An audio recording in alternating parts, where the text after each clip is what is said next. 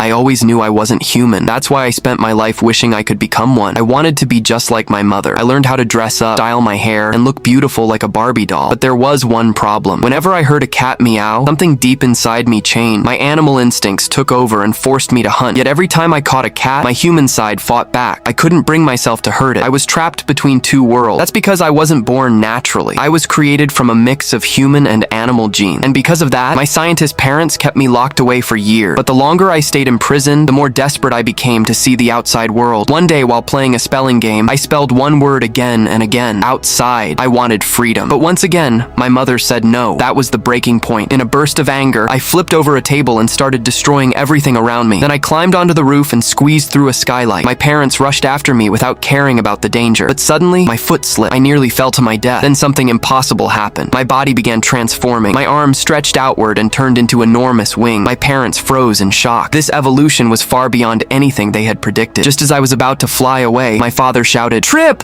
we love you!" Those words stopped me. They awakened the last piece of humanity still inside me. Unlike my strict mother, I always felt my father truly understood me. Because of him, I calmed down and stayed. After that day, everything seemed different. For the first time, my mother started treating me like a normal daughter instead of a laboratory project. She taught me how to dress up. She complimented my appearance. She even praised the drawings I had secretly made of my father. For a brief moment, it felt like we were finally becoming a family. Then she discovered my secret. I had been hiding a tiny kitten. That cat wasn't a pet. It was my friend. But my mother claimed it could make me sick and took it away without hesitation. My heart shattered, and resentment toward her began to grow. Later, when she brought the kitten back, I wasn't the same obedient girl anymore. In anger, I knocked her to the ground. I didn't hurt her. I only grabbed the key hanging around her neck. Freedom was finally within reach, or so I thought. When I woke up, I was strapped to an operating table. My mother had removed my necklace, and she was preparing to cut off my tail. By the time my father arrived, it was already too late. As my mother walked away carrying the incubator, I finally understood the truth. To her, I was never a daughter. I was just an experiment. My father freed me from the restraint, but the damage was done. The seeds of hatred had already been planted, and from that moment on, I began getting closer to my father on purpose, just so my mother would have to watch.